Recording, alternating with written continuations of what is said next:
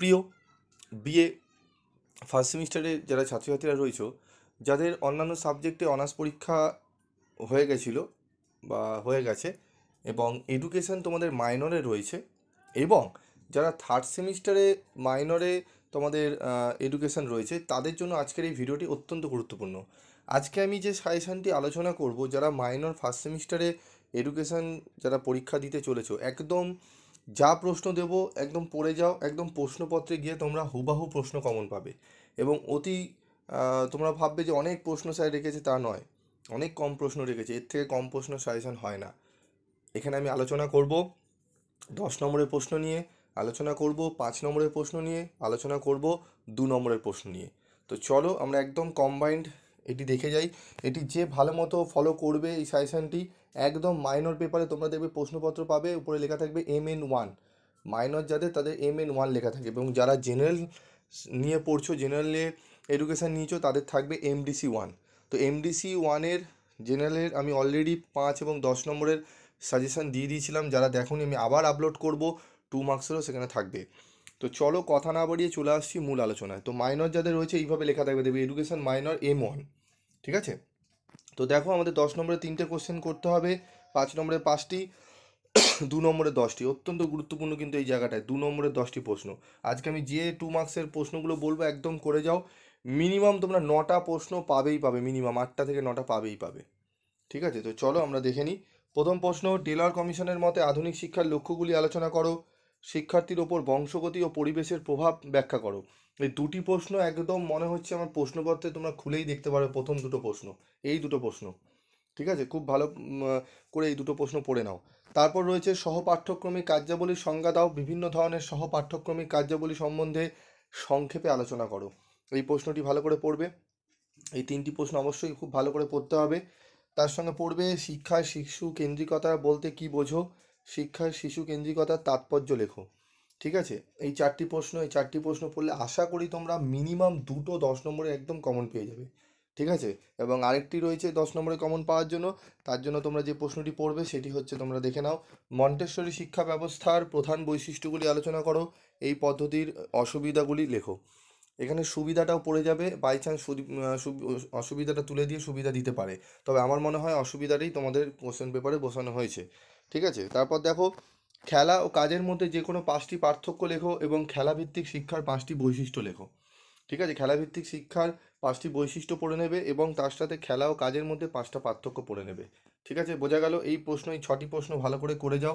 আশা করি তোমরা 3টে 10 নম্বর অনার্সে কমন পেয়ে যাবে, এবং 4 নম্বর যে প্রশ্ন দেবে হয়তো সেটিও তোমরা কমন পেয়ে যেতে পারো, ঠিক আছে। তো আমাদের কাজ হচ্ছে 3টে কোশ্চেন কমন পাওয়া, 3টে ভালো করে লিখে আসা। তো এই 6টি প্রশ্ন ভালো করে যাও।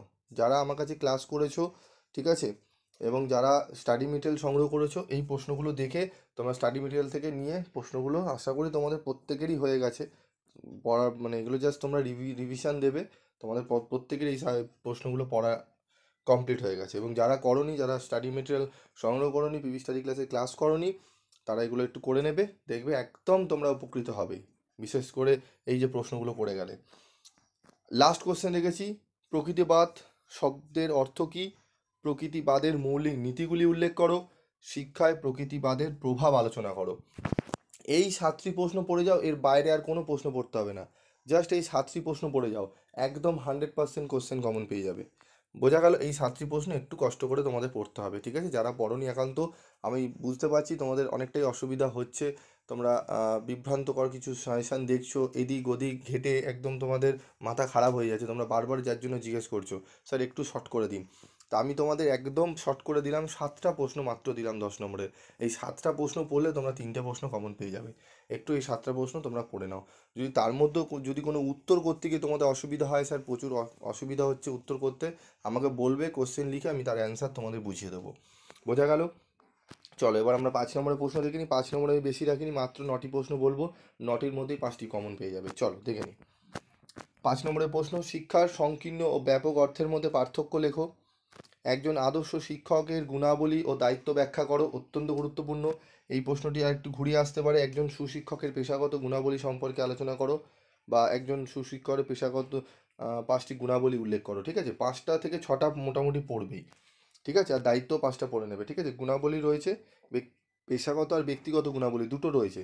তোমরা ব্যক্তিগত গুণাবলী 4টে পড়বে, পেশাগত গুণাবলী 5টা পড়বে। আমি দেখবে নোটস দিয়েছিলাম, সেখানে আমি 8টি করে পয়েন্ট আমি দিয়ে দিয়েছিলাম, টু দি পয়েন্ট অ্যান্সার।